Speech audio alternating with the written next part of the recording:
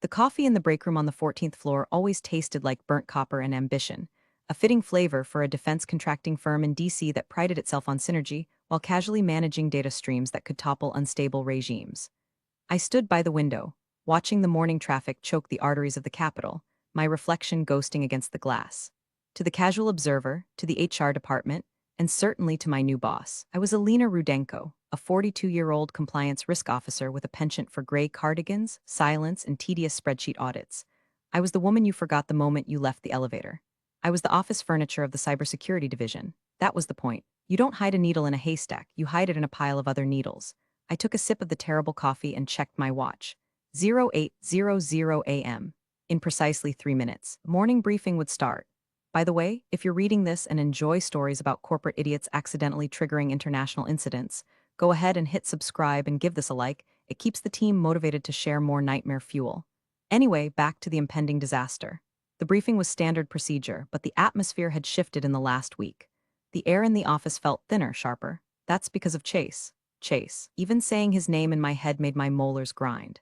He was our new director of operations, a 30-something external hire from Silicon Valley who wore sneakers with suits and used words like disrupt and paradigm shift as if they were punctuation. He didn't understand that in our line of work, handling back-end data for federal intelligence agencies, disruption usually meant people died. He looked at me and saw a relic, a barrier, a middle-aged woman who slowed down his agile workflow with pesky things like federal security protocols and need-to-know compartmentation. I walked into the conference room. It was one of those glass-walled fishbowls designed to make everyone feel exposed. Chase was already there, leaning back in the leather chair at the head of the table, spinning a pen. He had that gleam in his eye, look of a man who has never been told no and certainly never had to clean up the mess when a yes went wrong. Alina, he said, not looking up from his tablet. Glad you could join us. I was just telling the team about the new vision for Q3. Good morning, Chase, I said, my voice level, devoid of inflection. I took my usual seat in the corner, away from the main cluster of eager junior analysts who were practically vibrating with the desire to impress him. You need to trim the fat, Chase announced, finally looking up. His gaze swept the room, landing on me for a fraction of a second too long.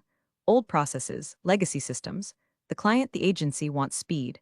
They want real-time analytics. We're bottlenecking their data with all these compliance checks. My stomach tightened. The compliance checks are mandated by the mesmerizingly boring but legally binding contract we signed with the Department of Defense, I said softly. Latency is a feature, not a bug. It allows for encryption scrubbing. Chase waved a hand dismissively. That's the old way of thinking, that's fear talking. We're going to streamline. I'm authorizing a bypass on the secondary firewall for the outbound logs. We go live with the new protocol on Friday. The room went quiet. The junior analysts looked at each other. They knew enough to know that was risky, but they were too young to know why. You can't do that, I said. I didn't raise my voice, but the temperature in the room seemed to drop 10 degrees. The secondary firewall isn't just for data integrity. It's a masking agent for source protection. And I'm the director of operations, Chase snapped, his veneer of cool guy boss cracking instantly. And I'm telling you, Alina, that you're too focused on the can'ts and not enough on the hows. If you can't get on board with the new direction, maybe you're not a cultural fit for where this firm is going. There it was, the threat. I didn't respond. I simply nodded, opened my laptop, and pretended to take notes. But my mind was racing. Chase wasn't just incompetent, he was a wrecking ball. He didn't know that the data he wanted to streamline included the encrypted comms of a specific asset deep inside the Russian Ministry of Defense. An asset I had been handling for 11 years. An asset known only as tungsten. My laptop gave a soft, almost imperceptible ping. It wasn't an email notification. It was a custom alert from a background daemon I had running on a partitioned drive, a drive Chase's IT team didn't know existed. I glanced at the screen. A single word flashed in the lower right corner, disguised as a system update notification. Tungsten. My heart stopped. That wasn't a scheduled contact. Tungsten only reached out unscheduled if the walls were closing in. If he was in danger. Chase was still talking. Something about vertical integration and trimming dead weight, but his voice sounded like it was coming from underwater. I stared at that notification. If Tungsten was active, I needed to be at a secure terminal immediately. I needed to authenticate the packet and route the extraction protocols. But I was stuck in a glass box with a man who thought cybersecurity was an obstacle course for his ego. Alina, Chase's voice cut through the noise. Are we boring you? I looked up. No, Chase, I'm just processing the implications. Good, he smirked, because the train is leaving the station. You're either on it or you're on the tracks. He had no idea. He thought he was threatening my job. He didn't realize he was threatening the life of the only man in Moscow who could tell us if nuclear warheads were being moved to the border. I closed my laptop. I understand the directive, I lied. I'll start reviewing the firewall protocols. That's the spirit, Chase said, clapping his hands together. See, even the old guard can learn new tricks. I walked out of that meeting with a calm, steady gait, but inside I was screaming. The game had changed. Chase wasn't just an annoyance anymore. He was a liability. And in my world, liabilities got liquidated. But first, I had to see what Tungsten had sent. And I had to do it without the disruptor-in-chief looking over my shoulder. The reorganization memo hit the company inbox at 2:00 p.m., and it was worse than I had anticipated. It wasn't just a restructuring of teams, it was a demolition of the compartmentalization protocols that kept our operation legal and safe. Chase called it Project Glass House. He wanted total transparency between the civilian data analysts and the government liaison officers. In layman's terms, he wanted the people who fixed the printers to have the same clearance visuals as the people routing NSA packets. I sat in my office, a small, windowless cube that I had specifically requested because it was harder to bug, and read the document 3 times. My hands weren't shaking, but I could feel a cold sweat prickling at the base of my spine. Merging these clearances was a federal crime. It was also a death sentence for any cover operative whose identity was masked in the logs. I checked the secure channel again. The tungsten alert from the morning had been a handshake, a prepare for transmission signal, but the transmission hadn't come. The digital dead drop was empty. That meant one of 2 things. Either tungsten had been interrupted, or he was on the run. I needed to stall Chase. I needed 24 hours to secure the line and get a clean extraction order from Langley. If Chase collapsed the firewalls on Friday, Tungsten's unique digital fingerprint, which we masked as corrupted data packets, would be visible to anyone running a basic diagnostic, including the Russian cyber warfare units monitoring our outbound traffic. I walked to Chase's office. His door was open, aggressively open, symbolizing his open door policy that was actually a trap for anyone stupid enough to walk in and disagree with him. He was standing at a whiteboard, drawing circles and arrows that meant absolutely nothing. Chase, I said, stepping into the doorway. We need to talk about Project Glass House. He turned, marker in hand, beaming. Alina, incredible, right? I'm flattening the hierarchy. No more secrets. We're going to be one big, efficient organism. Chase, we can't merge the clearance levels, I said, keeping my voice low. It violates Title 50 of the U.S. Code. It violates our contract with the client. And frankly, it's dangerous. He sighed, capping the marker with an exaggerated click. There you go again. Dangerous. Violates code. Alina, I spoke to legal. They said as long as we have internal NDAs, we're covered. You're clinging to red tape like it's a life raft. Legal reviews contracts, not operational security, I countered. There are active partitions in our system that protect external equities. If you drop the firewalls, those equities are exposed. He walked over to me, invading my personal space. He smelled of expensive cologne and arrogance. Let me be clear, he said, his voice dropping to a patronizing whisper. I was brought here to fix this company, to modernize it. You represent the stagnation I was hired to eliminate. I don't care about your external equities. I care about throughput. I care about the board meeting next week where I get to show them that I increased efficiency by 40%. Efficiency at the cost of security is negligence, I said. I shouldn't have said it. I knew the moment the words left my mouth that I had crossed a line with him. But the silence from Tungsten was screaming in my ears. Chase's face hardened. The smile vanished. Negligence? You're calling me negligent. I'm advising you of the risk, I corrected. If you proceed, I will have to log a formal dissent in the compliance record. He laughed, a sharp, barking sound. Log whatever you want, Alina, but know this, I'm restructuring the personnel chart too, and I'm looking for team players, not roadblocks. I left his office, my blood running cold. He wasn't going to listen. He was going to burn the house down to prove he could fix the heating. Back at my desk, I initiated a protocol I hadn't touched in 5 years. I opened a terminal window and typed in a command line that looked like a standard disk defragmentation request. In reality, it was a heartbeat ping to Tungsten's last known location. Nothing. The cursor blinked. Come on, I thought. Give me something. Then a response. Not a location, but a code. Solstice. My breath hitched. Solstice meant the asset was burned. It meant his cover was blown. He was in immediate danger of capture or execution. He needed immediate extraction. I reached for the secure phone to call the station chief at Langley. I needed to declare an emergency. Alina, I jumped. Chase was standing in the doorway of my office. He had 2 people with him, the head of HR, a woman named Linda who looked like she was constantly smelling something unpleasant, and a security guard. Put the phone down, Chase said. Wasn't smiling anymore. I'm in the middle of a diagnostic, I said, my hand hovering over the receiver. It's critical, it's over, Chase said. Linda stepped forward, clutching a folder to her chest. Alina, effective immediately, your employment is terminated for cause. Specifically, insubordination and refusal to adhere to new operational directives. I stared at them. They were firing me, in the middle of an active exfiltration crisis. You can't do this right now. I said, my voice steady but urgent. Chase, listen to me. There's a situation unfolding that you do not understand. If you cut my access now, people will die. Chase rolled his eyes. Always the drama. People will die. It's a server farm, Alina, not a battlefield. Hand over your badge and your laptop. I looked at the phone. I looked at the terminal where the word solstice was fading from the screen. If I fought them, security would drag me out. It would cause a scene, and I would lose any chance of helping Tungsten from the outside. I had to play the long game. I had to let them win the battle so I could win the war. Okay, I said. I stood up slowly. You want the badge? You can have it. I reached for my lanyard. But as I did, my other hand brushed the enter key on my keyboard one last time. It wasn't to save a file. It was to execute a script I had written years ago. A dead man's switch. If my credentials were revoked without a specific suppression code, the system would silently tag every single action Chase took from this moment forward and mirror it to a secure cloud server accessible only by the CIA. Here, I said, handing the badge to Linda. And the laptop, Chase demanded. I closed the lid. It's encrypted. You won't be able to access it. IT will wipe it, Chase sneered. Get your personal effects. You have 5 minutes. There is a specific kind of silence that accompanies a walk of shame in a corporate office. As Linda and the security guard escorted me back to my desk to collect my personal items, the entire floor seemed to hold its breath. Heads bowed, eyes averted.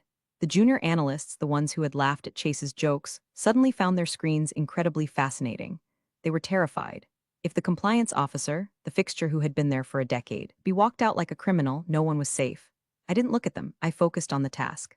I picked up a framed photo of a dog I didn't own. Standard tradecraft makes you look human without revealing personal leverage, a stress ball, and my favorite mug.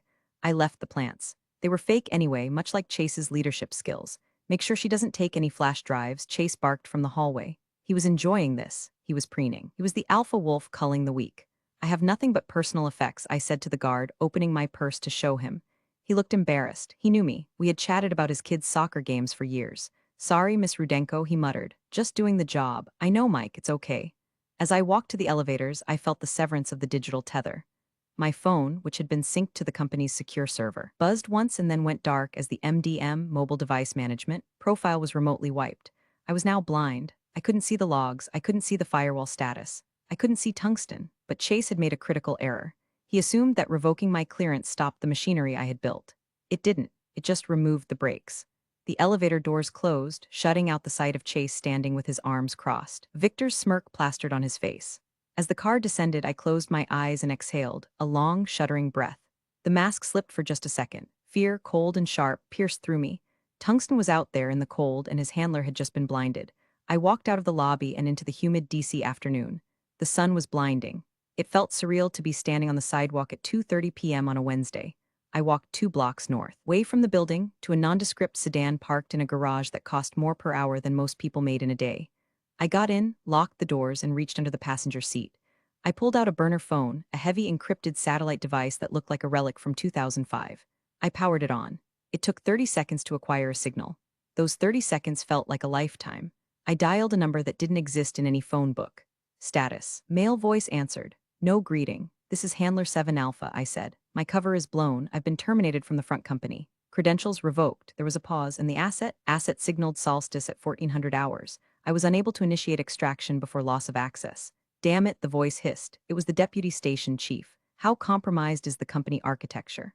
The new director, Chase, is lowering the firewalls on Friday. He's merging the clearance levels. If Tungsten tries to route through the server after that, his traffic will be visible to anyone looking, and the Russians are definitely looking. We can't raid the company without cause, the chief said. It would alert the Kremlin that the company is a CIA front. We need a trigger. You'll have it, I said, watching the entrance of my old office building through the windshield. I left a logic bomb in the exit protocol. When Chase runs his optimization script on Friday, it's going to flag every irregular packet as a security breach and auto-report it to the DoD. It will look like a massive data leak caused by incompetence. That's risky, Alina. It's necessary, I said. Chase is going to hang himself. I just provided the rope, but we need to get Tungsten out now. I need you to activate the secondary relay. We can't do that without the encryption keys you held at the firm. I know, I said. That's why I need you to pick me up. I didn't write the keys down. I memorized them. Stay put. Asset recovery team is inbound. ETA 10 minutes. I hung up and leaned back in the seat. I watched the building. Chase was probably up there right now, giving a speech about the new era. He had no idea that by firing me, he had just engaged the gears of a machine that would grind him into dust. They took the bait, I whispered to the empty car. But as I watched, I saw a notification pop up on the burner phone. It was a forwarded packet from the passive listening post I had set up on the company's guest Wi-Fi months ago. Subject, priority//tungsten//location ping. It was a geolocation tag. Moscow, but not the ministry. It was a transit hub. He was moving, and he was terrified. Thursday passed in a blur of manic energy inside the company. According to the intercepted chatter I was monitoring from my temporary base of operations, a sterile hotel room in Arlington with blackout curtains, Chase was on a victory lap. He had ordered pizza for the entire floor. He was walking around high-fiving the developers. He had scheduled the firewall migration for Friday morning, calling it Liberation Day. I sat in the dark, the glow of 3 monitors illuminating my face. The satellite uplink was stable. I had recreated a mirror of the network traffic using the backdoor I'd mentioned to the chief. It wasn't full access. I couldn't stop Chase, but I could see what he was doing. At 10 o'clock a.m., a junior sysadmin named Kevin, a good kid, smart but timid, flagged an anomaly. I saw the ticket appear in the queue. Ticket #9942, irregular encrypted traffic on port 8080. Originates from legacy sector. Recommendation, delay migration until source is identified. Port 8080 was the channel Tungsten used. It was the lifeline.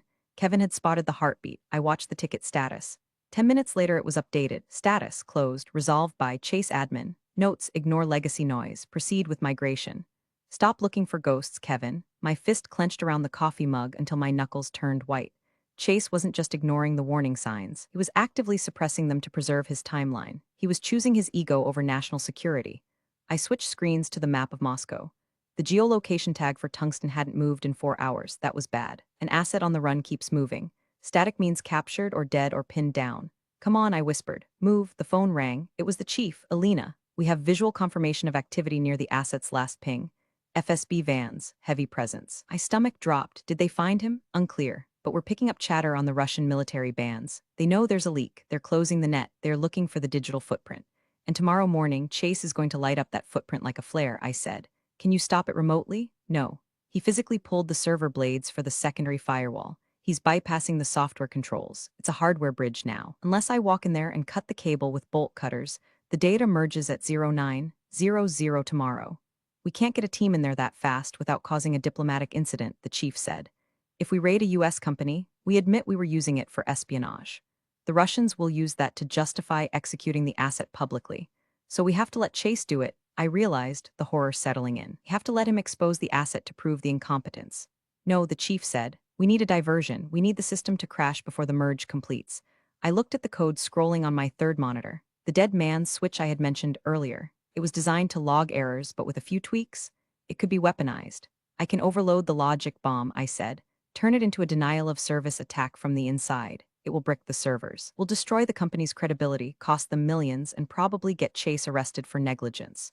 Do it, the chief said. Burn the company. Save the asset. I need to get close, I said. My remote access is read only.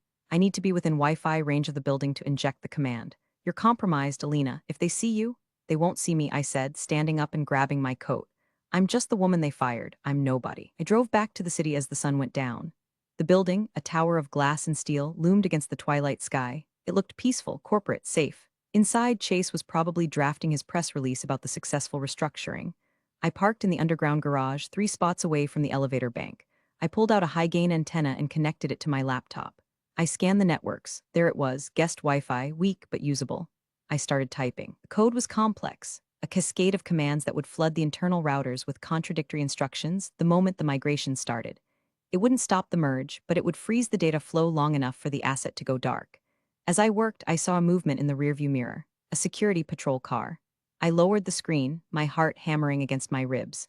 The car cruised past, the guard sweeping a flashlight over the rows of parked vehicles. The beam washed over my windshield, blinding me for a second. He didn't stop. I let out a breath and hit enter. Command queued, execute at 090000. I was setting the timer on a bomb, and I was sitting right on top of it. Friday morning, 08:59 a.m. I wasn't in the building, but I could imagine the scene perfectly. Chase would be standing at the front of the operations floor, probably holding a coffee cup with a smug slogan like "Fueling the Hustle." The junior analysts would be at their stations, fingers hovering over keyboards, waiting for the go command. The big screens on the wall would be displaying the network topology, currently green, waiting to turn the new shade of optimized blue that Chase was so fond of. I was sitting in a diner across the street, nursing a tea I hadn't touched. My laptop was open, connected to the passive sniffer. 0900 a.m. Process initiated. The data stream on my screen spiked. Chase had flipped the switch. The firewalls dropped. The disparate databases, civilian HR records, payroll, and the highly classified intelligence routing logs began to merge into one data lake. For 3 seconds it worked. Then the logic bomb detonated. On my screen, the traffic graph didn't just spike, it flatlined. Code I had injected flooded the routers with billions of requests per second, specifically targeting the handshake protocols between the merged databases. Inside the building, the effect would be immediate. Screens freezing, alarms blaring, the server room fans spinning up to maximum RPM, sounding like jet engines trying to take off. I watched the guest Wi-Fi signal flicker and die. The entire building's external comms went down, but I wasn't celebrating, because in those 3 seconds before the crash, a single packet had escaped. A packet tagged with the digital signature of tungsten. I checked the burner phone. A message from the chief, leak detected. Russian signals intelligence just spiked. They saw IT, damn it, I cursed, slamming the laptop shut. Chase had been too fast, or my code had been a millisecond too slow. The optimizing script had pushed the queue out before the crash took hold. Tungsten's location and encryption key had been broadcast in the clear for a fraction of a second. It was enough. I threw cash on the table and ran out of the diner. The phone buzzed again, asset going dark. Emergency Protocol Zulu. Protocol Zulu meant every man for himself. The CIA was cutting the line. They were disavowing the operation to protect the agency. Tungsten was on his own. I sat in my car, staring at the building. People were starting to gather in the lobby, visible through the glass, confusion, panic. Then the emails started hitting the public servers, which were on a backup loop. My personal phone, which I had reactivated, lit up with notifications from former colleagues who still had my number. Text from Sarah accounting. OMG Alina, everything is down. Chase is screaming at it. Smoke in the server room. Text from Kevin sysadmin. Did you do this? The logs? They're garbage, but I saw something before it crashed. Do D headers? Alina, what were we actually working on? Kevin was smart. He was putting it together. And if he was putting it together, Chase would be looking for a scapegoat within the hour. I needed to disappear, but I couldn't. I had to wait for the cleanup crew. At 10:30 a.m., the first real consequence arrived. Not the police, not the FBI, legal. The company's general counsel, a terrifying woman named Miss Vane, arrived in a town car. She stormed into the building. Half an hour later, 3 contracts with NATO-linked vendors were abruptly paused. The automated systems at the Pentagon had detected the breach and automatically severed ties with the firm. Chase's efficiency had just cost the company its primary revenue stream in 90 minutes. But inside the bubble of his ego, he still didn't get it. I checked the intercepted internal comms, which were now leaking like a sieve due to the crash. Chase to CEO, minor glitch in the migration. Legacy hardware issue, fixing it now. Rudenko left us a mess. He was blaming me. Perfect. I dialed the chief. The breach is confirmed. Chase is trying to cover it up. He's blaming the crash on my previous mismanagement. Let him, the chief said. His voice was ice cold. The asset has been moved. We think we got him to a safe house, but it's close, too close. The Russians are tearing Moscow apart. And the company, we're done with them. The station chief is landing in DC in 2 hours. We're taking over. Am I clear? I asked. Not yet, the chief said. You're the handler. You need to testify. You need to walk back into that building and point the finger. Walk back in? I laughed, a harsh, jagged sound. They'll arrest me for trespassing. No, they won't, the chief said, because you're going to walk in with us. Monday morning, 6:03 a.m. The sun hadn't fully risen yet, casting the executive parking garage in deep, bruised purples and grays. The air smelled of ozone and wet concrete. 2 black SUVs rolled into the garage, moving with the heavy, predatory grace of sharks entering a reef. They didn't stop at the security booth. The barrier arm lifted automatically, overridden by a remote signal. I sat in the back of the second SUV. Next to me was the deputy station chief, a man named Miller who looked like a geography teacher but had killed men with his bare hands in 3 different decades. Ready? Miller asked. I've been ready since Thursday, I said, smoothing the lapel of my jacket. I wasn't wearing my cardigan today. I was wearing a sharp, tailored navy suit. I wasn't the compliance officer anymore. I was the asset handler. The vehicles stopped in the reserved spots marked CEO and Director of Ops. We got out. 4 other agents, plainclothes but clearly armed, flanked us. We walked to the elevator. Miller swiped a card that definitely wasn't issued by HR. The lights on the panel turned green. We rode up to the 40th floor in silence. When the doors opened, the reception area was empty except for the night guard, who looked up, saw the badges hanging from the agents' necks, and wisely decided to look back down at his phone. We walked straight to the main conference room. The CEO, a nervous man named Sterling who usually let his directors run wild, was already there. Chase was there too, looking disheveled. He clearly hadn't slept. He was pacing, yelling into a phone.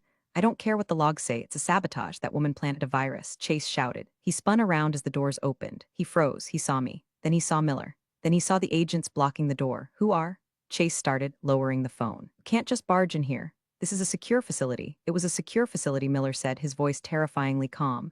He walked to the head of the table and threw a thick file down on the mahogany surface. The sound was like a gunshot. Now it's a crime scene. Who are you? Sterling, the CEO, asked, standing up. He was shaking. Central Intelligence Agency, Miller said. And you just burned our most valuable asset in the Eastern Hemisphere. Chase laughed. It was a nervous, hysterical sound. CIA? You're joking. This is a data management firm. We do payroll for the duty. That's the cover, I said, stepping forward. Chase looked at me, his eyes widening. I fired you. Security? Sit down, Chase, Miller barked. It wasn't a request. It was a command that compelled obedience on a genetic level. Chase sat. Alina Rudenko is a GS-15 intelligence liaison, Miller continued. She was placed here to manage a specific, compartmentalized stream of data. A stream you, Mr. Chase, decided to democratize last Friday. I was optimizing, Chase stammered. The efficiency metrics? Your optimization broadcast the location of a deep cover operative to the Russian FSB, Miller interrupted. At 090003 on Friday, your merge server packet sent a clear text header with his coordinates. At 11 o'clock, his apartment was raided. He is currently missing. The color drained from Chase's face. He looked from Miller to me, but she didn't tell me, she just talked about compliance. I told you it was dangerous, I said, my voice cold. I told you it violated Title 50. I told you people would die. You told me I was dead weight. We need access to everything, Miller said to the CEO. Every server, every hard drive, every email, and specifically, audit logs of Mr. Chase's administrative overrides. Of course, Sterling whispered, whatever you need, and Chase? Miller looked at the director of ops, who was now sweating profusely. You're not going anywhere. Federal agents are outside your home right now executing a search warrant. Search warrant? Chase squeaked. For what? Espionage Act violations, gross negligence, mishandling of classified information. Miller leaned in close. You wanted to be a disruptor, Chase. Congratulations, you just disrupted the national security of the United States. Chase slumped in his chair, defeated. He looked at me pleadingly. Alina, tell them. It was just a reorg. I looked at him. I felt nothing. No pity, no anger. Just the cold calculation of the job. It wasn't a reorg, Chase, I said. It was a suicide. The next 3 days were a masterclass in forensic destruction. The company didn't just stop working, it was dissected. The CIA technical team, led by experts who made Chase's rockstar developers look like toddlers with crayons, ripped the servers apart. I sat in a temporary office on the 40th floor, Chase's old office, ironically, guiding them through the architecture. Here, I pointed to a string of code on the projected screen. This is where he bypassed the encryption handshake. He manually disabled the SSL verification to speed up the packet transfer. Lead tech shook his head. He disabled SSL on a top-secret relay? Is he insane? He's efficient, I said dryly. Down the hall in the conference room, Chase was undergoing a debriefing that was rapidly turning into an interrogation. He was trying to spin it. I could hear him through the thin walls sometimes, his voice rising in desperate pitches. She was erratic, Chase yelled at one point. She refused to communicate. She sabotaged the code. But the logs didn't lie. That afternoon, Miller walked in with a printed report. He's trying to pin the crash on your logic bomb, he said. Claims you maliciously attacked the company infrastructure. I did, I said, to stop the leak. We know that, and the logs prove it, Miller said. The timestamps are clear. Your denial of service attack hit after his migration script executed the bypass. If you hadn't crashed the system, the leak would have continued for hours instead of seconds. You didn't cause the breach. Lena, you cauterized the wound. Does the Senate know that? I asked. You're about to tell them, Miller said. The Select Committee on Intelligence is convening a closed session tomorrow. They want to hear from the handler. The hearing was held in a SIF-sensitive compartmented information facility, deep in the bowels of the Capitol building. No phones, no windows, just heavy wood tables and senators who looked very tired and very angry. I sat alone at the witness table. Behind me, CEO Sterling and Chase sat with their expensive lawyers. Chase looked like a ghost. He had lost 10 pounds in 3 days. Senator Vance, the chair, adjusted his glasses. Miss Rudenko. You served as the liaison for 11 years? Yes, Senator. And in that time, did you ever have a security breach? Never, sir, until Mr. Chase arrived. Correct. Chase's lawyer stood up. Objection. My client was acting within his authority as Director of Operations to modernize. Sit down, Senator Vance snapped. This isn't a courtroom, counselor. It's an inquiry into how we lost eyes on the Kremlin. He turned back to me. Miss Rudenko, in your professional opinion, was this avoidable? I turned in my chair to look directly at Chase. He wouldn't meet my eyes. He was staring at the table, picking at a loose thread on his cuff. It wasn't just avoidable, Senator, I said, my voice echoing in the silent room. It was predicted. I warned him verbally. I warned him in writing. I warned him via the protocols. He chose to view security as an obstacle to his personal ambition. He didn't just break the rules. He broke the shield. Chase flinched. The forensic IT report confirms your statement, Vance said, flipping a page. Chase ordered the physical removal of the firewall blades. That requires intent. He called it trimming the fat, I added. Vance took off his glasses. Well, it seems he trimmed the wrong thing. Hearing lasted 4 hours. By the end, Chase's career wasn't just over, it was incinerated. The lawyers were already distancing themselves. Sterling, the CEO, looked like he was mentally calculating his golden parachute, which Miller had assured me was being frozen by the Treasury. As we walked out, Chase tried to approach me. Alina, he rasped, I didn't know, you have to believe me. I didn't know it was real spies. I stopped. I looked at him one last time. That's the problem, Chase, I said. You thought the world was just data. You forgot there are people attached to it. I walked away. But the victory felt hollow, because we still hadn't heard from Tungsten. 2 days later, Chase was formally placed on administrative leave pending the conclusion of the FBI investigation. The pending part was a formality. He was done.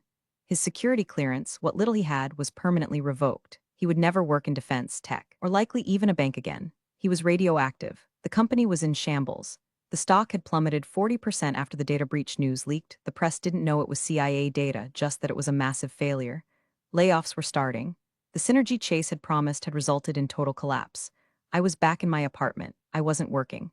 I was technically still fired, pending reinstatement. I spent my days drinking tea and staring at the secure phone Miller had left me. Silence is the loudest sound in the world when you're waiting for a ghost to call. Miller had told me the extraction team in Moscow had found the safe house empty. Signs of a struggle? Maybe, or maybe just a hurried exit, they didn't know. Tungsten was in the wind. If he was dead, it was on my conscience. I should have stopped Chase sooner. I should have physically pulled the fire alarm. I should have done something. A knock on my door. I froze. I checked the peephole. It was a courier, not a tactical team. A regular FedEx guy. I opened the door. Delivery for Alina Rudenko. I signed for it. It was a small padded envelope, no return address. I took it to the kitchen and scanned it with a handheld detector. No electronics, no explosives. I opened it.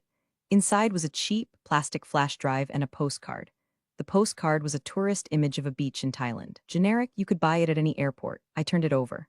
The handwriting was jagged, hurried, Cyrillic script, translation, I am safe. Thank you for the loud noise. They were looking at the fire and I left through the back door. I dropped the postcard and grabbed the table to steady myself. Tears, hot and unexpected, pricked my eyes, the crash, my logic bomb, the massive data spike. It hadn't just exposed the leak. It had created a chaotic diversion. Russian cyber defense teams had been so focused on the massive attack coming from the American server, my denial of service flood, that they had momentarily taken their eyes off the physical surveillance net. I hadn't just cauterized the wound. I had set off a smoke bomb, and in that smoke, Tungsten had slipped away. I plugged the flash drive into my isolated laptop. It contained a single text file, a list of coordinates, a retrieval site in Helsinki. He was out. It was across the border. I laughed. It started as a chuckle and turned into a full-body release of tension. I sat on my kitchen floor, holding the postcard of the Thai beach, laughing until my sides ached.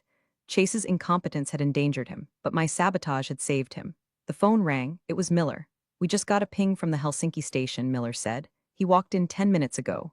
He's asking for Handler 7 Alpha. He's safe, I said. I voiced thick with emotion. He is, Miller said, and he brought the data. The archive Chase tried to delete. Tungsten had a backup on him. We didn't lose anything, except a mid-sized consulting firm. A fair trade, I said. Get dressed, Alina, Miller said. The director wants to see you. The meeting with the director was brief. There were no medals. We don't get medals for fixing messes, only for preventing them, but there was an offer. We're dissolving the contract with the firm. The director said, obviously. We're moving the data handling in-house. We want you to run the division. I'm not a manager, I said. I'm a handler. You're both, he said. You navigated a hostile corporate takeover, neutralized a compromised executive, and orchestrated a blind extraction of a Tier 1 asset using nothing but a laptop and a logic bomb. You're exactly what we need. I took the job. 1 week later, I went back to the building one last time to clear out my office, for real this time. The atmosphere was funeral. The synergy posters were being taken down. The open plan office was quiet, but it was the quiet of defeat, not focus. I saw Kevin, the young sysadmin. He was packing a box. Alina, he asked, looking up. I heard rumors that you're with the government? You shouldn't listen to rumors, Kevin, I said gently. But you're good at what you do. Check your LinkedIn tomorrow. I might know some people looking for a sysadmin who knows how to read logs. He smiled, a genuine, hopeful smile. Thanks, Alina. As I walked toward the elevators, the doors opened and Chase walked out. He was unrecognizable, no suit, just jeans and a t-shirt. He was carrying a box of personal items. He looked smaller, deflated. The arrogance had been surgically removed by the reality of federal indictments. He saw me. He stopped. The lobby was busy, people leaving, lawyers entering, but for a moment it was just the two of us. The disruptor and the dinosaur. I didn't know, he said again. It was his mantra, his shield against the crushing weight of his own stupidity. Ignorance isn't a defense, Chase, I said. It's a vulnerability. What happens to me now, he asked. He sounded like a child. You go to court, I said. You plead guilty. You probably do some time. Maybe just probation if you cooperate, but you'll never touch a keyboard for a cleared company again. He looked down at his box. It held his world's best boss mug, which he had bought for himself, and a stress ball. I just wanted to make it better, he whispered. You wanted to make it yours, I corrected. There's a difference. I walked past him. I didn't look back. Outside, the air was crisp. The black sedan was waiting. Miller was in the driver's seat. I got in. Where to? Miller asked. Langley, I said. We have a debrief with Tungsten at 1400. Copy that. As we pulled away, I watched the glass tower recede in the rearview mirror. It was just a building, a shell. Inside, people were panicking about quarterly earnings and press releases. But out here in the shadows, the real work continued. I wasn't the compliance lady anymore. I wasn't the gray woman in the cardigan. I was the firewall, and I held the keys. Drive, I said. Miller merged into traffic, and we vanished into the stream, invisible, silent, and absolutely essential. Competence speaks louder than any title. Alina didn't just leave a job, she orchestrated an entire unraveling of corporate arrogance. Real power isn't about snapping orders, it's about holding the essential keys and knowing exactly when to let go. Appreciate you all for sticking through this one. See you in the next story.